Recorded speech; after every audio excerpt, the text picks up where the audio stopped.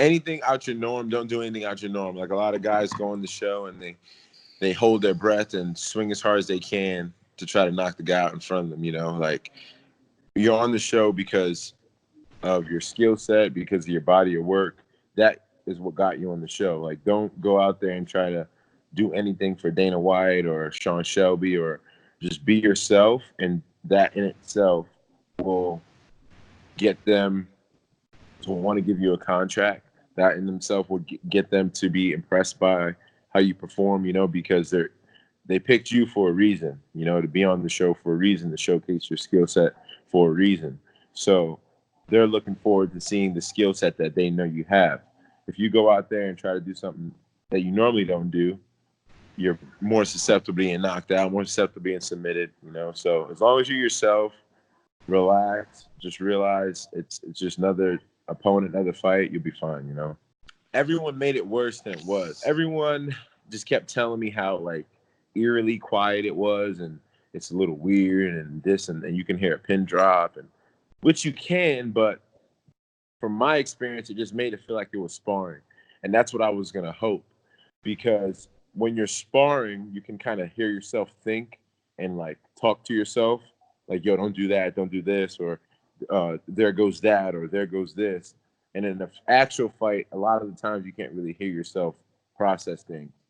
So in that aspect, it was better because I could hear myself, my thoughts more clear. And I heard my coaches, and I was relaxed, man. It was weird. Like for me, as long as I'm in that chill, playful, fill mode, I'm fine.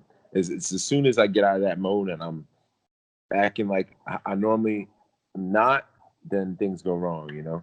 Well, they give you a four fight deal, you know, and that's in your contender contract. So it says like, hey, if you win, we offer you for a fight starting at boom, boom, boom, and ascending up. You know, I don't really know if I'm allowed to like tell what they do, you know.